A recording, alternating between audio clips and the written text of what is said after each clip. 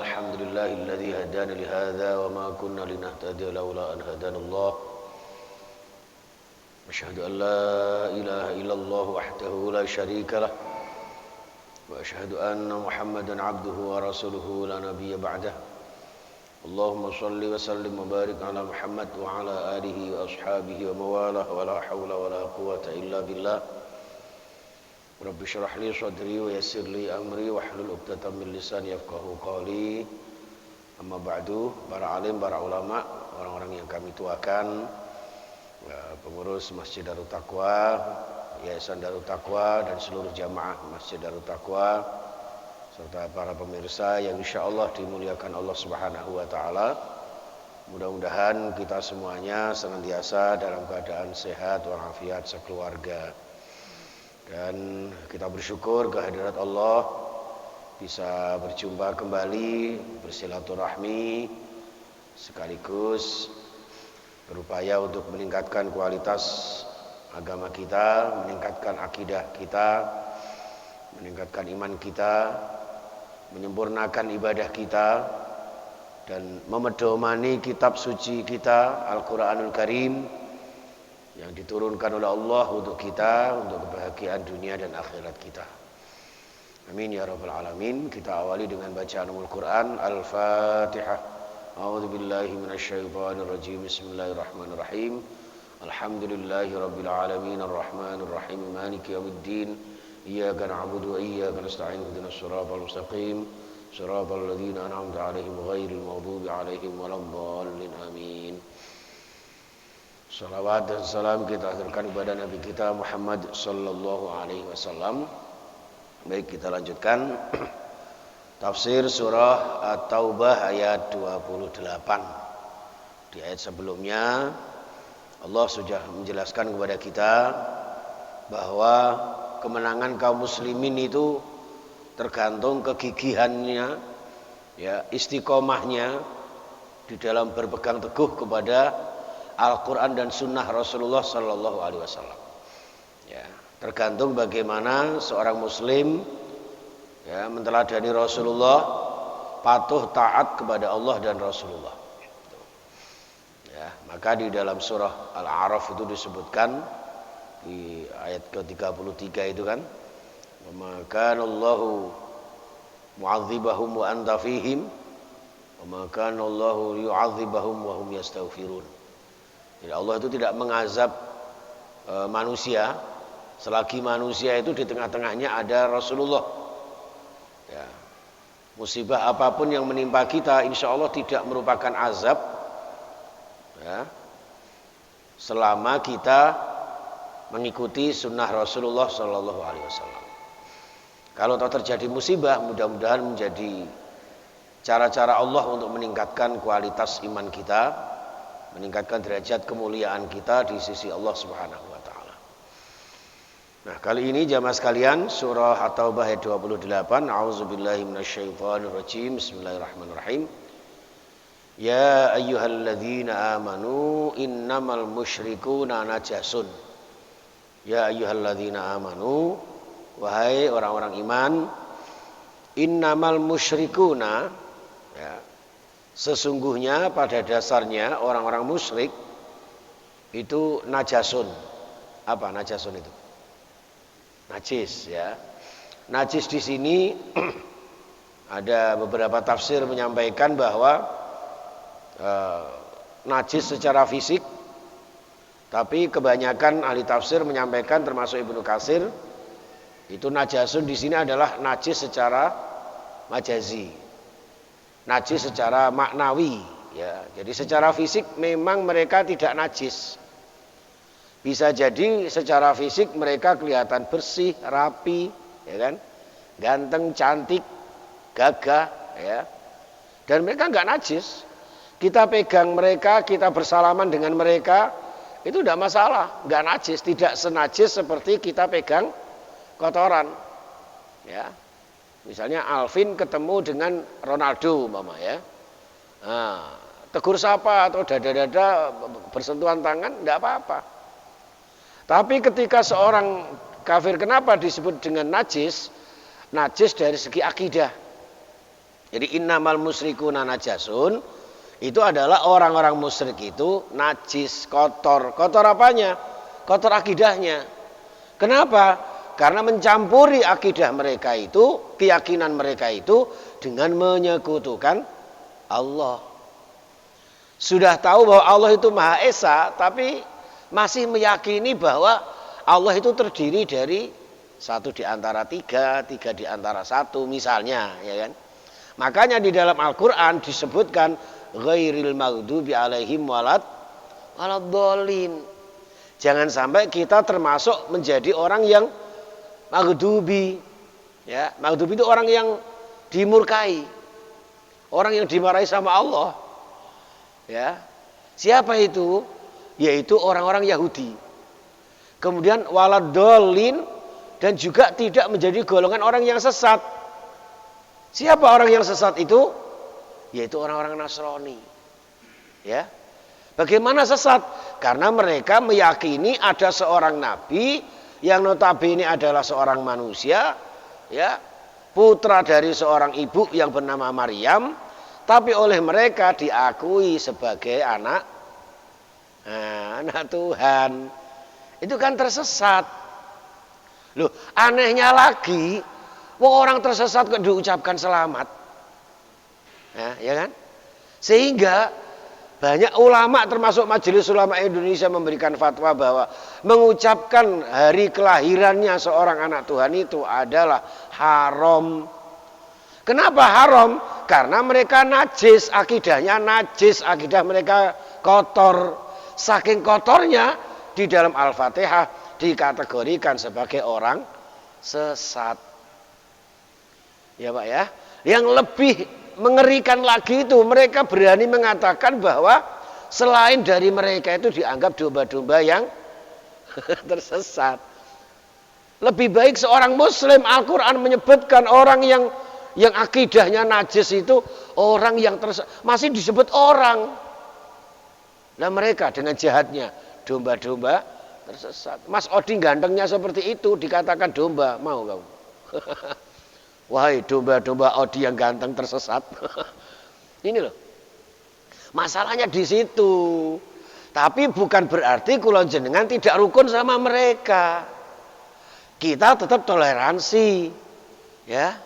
Tapi tidak berarti kemudian harus menuntut mengucapkan selamat kepada mereka. Gitu loh. Ironisnya kenapa sih yang baper itu kok hanya itu saja ya? Agama yang lain kan tidak apa-apa. Ya. Nggak pernah mempermasalahkan agama lain, hari besar mereka itu yang seheboh seperti hari-hari besar seperti ini. Sampai-sampai PPKM level 3 saja dicabut. Ya. Mudah-mudahan aja nanti PPKM-nya tidak dikodok waktu Ramadan dan Lebaran. Karena dianggap umat Islam ini paling toleran, paling ngalahan. Wis waya Ramadan biar nggak siar PPKM diterapkan. Waduh. Ya. Sholat aja jaga jarak. Sementara mereka wel-welan kok. Ya. Dalam satu kebaktian itu, wah udah nggak ada jarak lagi. Ya, nggak ada jarak lagi. Itu seperti itu jamaah sekalian ya. Sekali lagi, kalau kula jenengan menjelaskan tentang akidah masing-masing agama dan kita meyakini bahwa akidah kita, akidah Islam ini akidah yang benar, ya. Akidah yang selamat dari kesesatan, akidah yang bersih dari sebuah kategori kenajisan itu, ya, itu bukan berarti kita benci kepada mereka, ya, karena itu kita jelaskan untuk meyakinkan diri kita, golongan kita, umat kita. Beda lagi kalau Mas Aldi itu, ya Aldi ya, Mas Aldi berdakwah kepada mereka, ya, kamu tersesat ya, itu yang salah, ya. Misalnya RT-nya Mas Reno karena beragama Kristen misalnya ya, yo tersesat yo, matek kon. Itu yang tidak boleh. Ya. Maka dari itu jamaah sekalian, di sini innamal musyrikuna najasun, najis, kotor akidah mereka itu. Fala yaqrabul masjidal haram ba'da amihim hadza. Setelah tahun ini, tahun ke-9 Hijriah ini waktu itu, ya, turunnya ayat ini, Itu maka mulai sejak itu orang musyrik tidak boleh dekat-dekat menginjakkan kakinya ke Masjidil Haram. Sebelum itu orang musyrik itu ya, mereka juga tawaf loh. Ya. Mereka tawaf, tapi apa? Ada yang telanjang, ada yang pakaiannya you can see my kelek. Ya kan? Karena kekurangan kain yang ditutupi hanya sebagian tertentu saja, tawaf mereka keliling. Sambil menyebutkan ya Lata, ya Uzza, Manat, Hubal dan sebagainya. Itu sehingga itu mencampur adukkan. Sejak saat itu fala yaqrabul masjidal haram, tidak boleh ya. Itu kan sama halnya dengan ketika kita toleransi bukan berarti mencampur adukkan ibadah. Gitu loh. Jadi kula jenengan sholawatan ya sholawatan, zikir ya zikir. Itu urusan kula jenengan sebagai seorang mukmin. Lah mereka kebaktian sendiri sesuai dengan keyakinan mereka di tempat-tempat ibadah mereka. Ngono. Nah nek jenengan misalnya ya Alfan mau jaga tempat ibadah mereka supaya tidak diganggu bom misalnya ya kan. Itu bagus itu dijaga ikut keamanannya. Nek Alfan gak wani ngejak gembul Faiz awake sak gendong abuh misalnya ya. Itu ndak apa-apa, tapi tidak berarti kemudian ikut masuk di dalam tempat ibadahnya itu.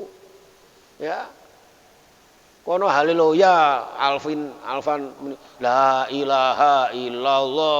Nah, ndak sinkron. Ya, lakum dinukum kembalinya ke situ gitu loh.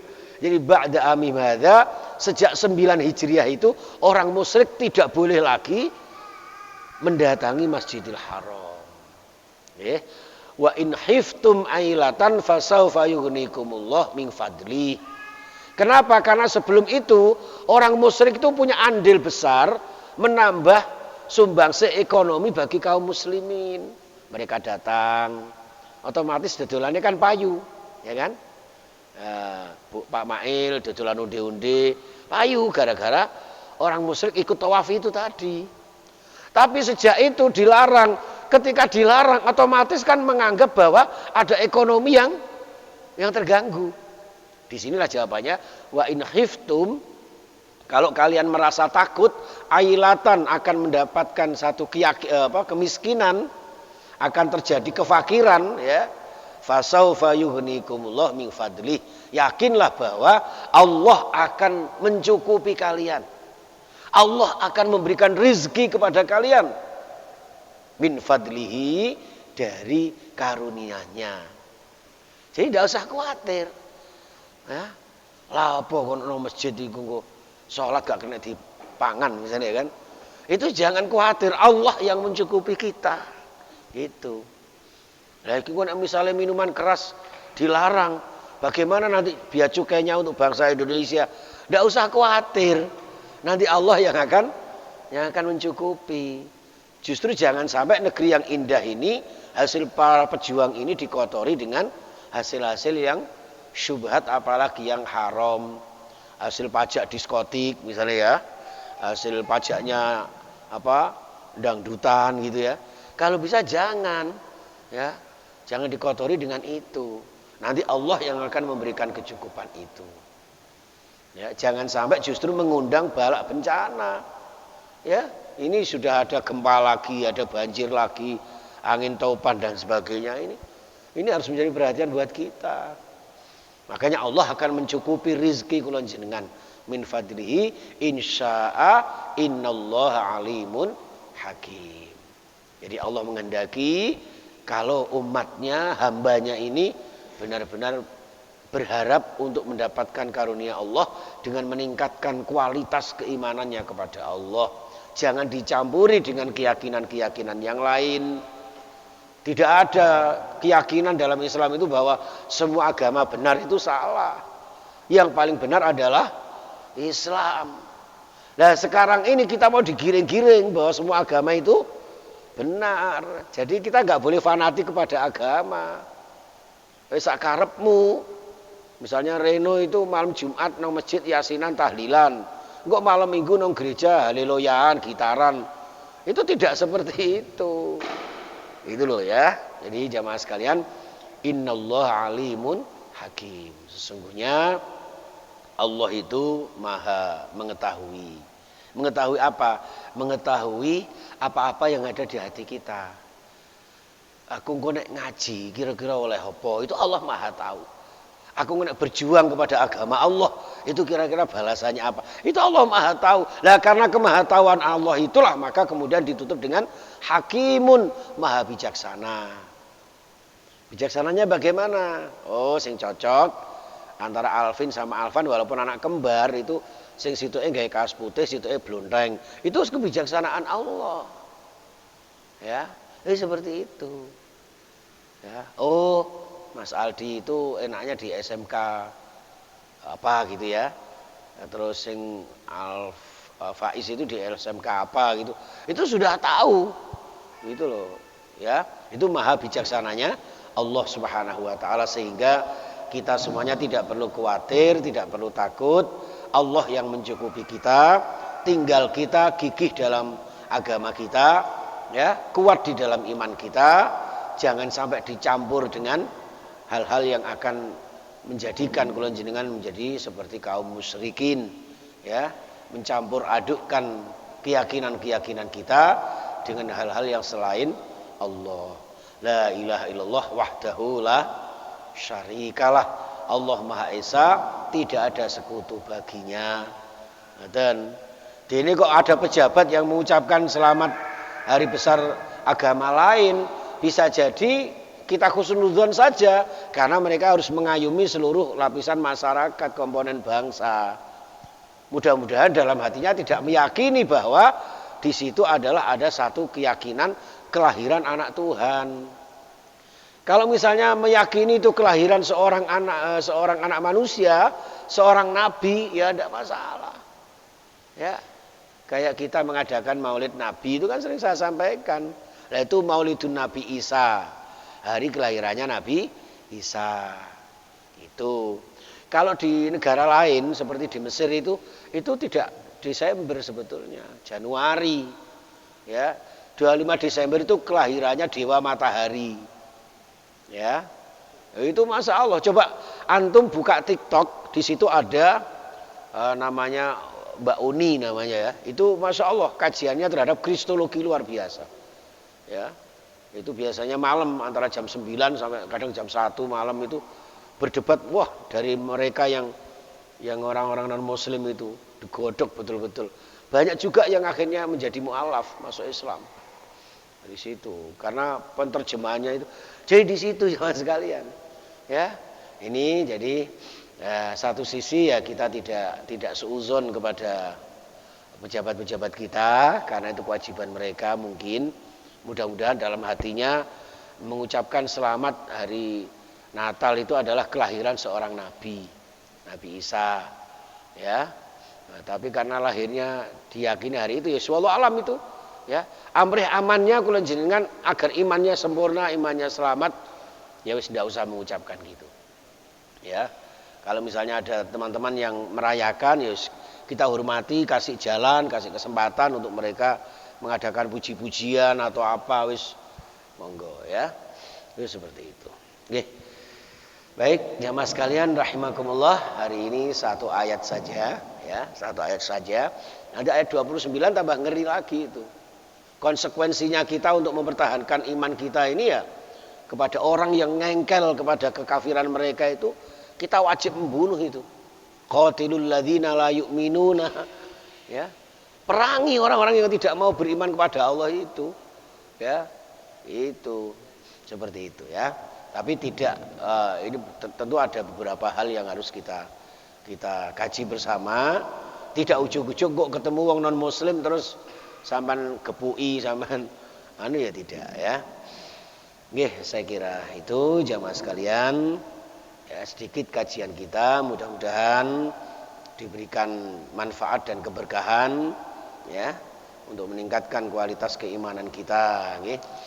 Jadi meningkatkan kualitas agama kita, menambah semangat kita dalam ghirah di bawah naungan bendera panji-panji agama Allah ya, agama Islam, agama yang sempurna, agama yang mulia. Mudah-mudahan kita dimuliakan Allah Subhanahu wa taala. Bismillahirrahmanirrahim. Allahumma shalli wa sallim wa barik ala Muhammad wa ala alihi wa sahbihi ajmain.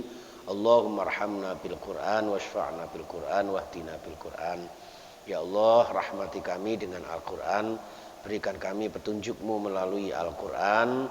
Ya Allah, kuatkan iman kami, sempurnakan Islam kami, terimalah ibadah kami, kabulkan doa-doa kami, ya, sempurnakan hajat-hajat kami, hasilkan cita-cita kami dan putra-putri generasi kami, sehingga Engkau ampuni dosa-dosa kami, dosa-dosa ayah bunda kami, dan berikan kami sehat walafiat sekeluarga kami.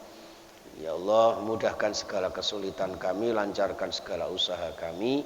Ya Allah, lapangkan rizki kami dengan rizki yang halal barokah, rizki yang bisa kami gunakan beribadah, berzakat, infak, sedekah, berziarah ke Makkah, Madinah, dan suatu saat meninggal husnul khatimah. Rabbana atina fid dunya hasanah wa fil akhirati hasanah wa qina adzabannar. Walhamdulillahi rabbil alamin. Subhanakallahumma wa bihamdika asyhadu an la ilaha illa anta astaghfiruka wa atubu ilaik. Assalamualaikum warahmatullahi wabarakatuh.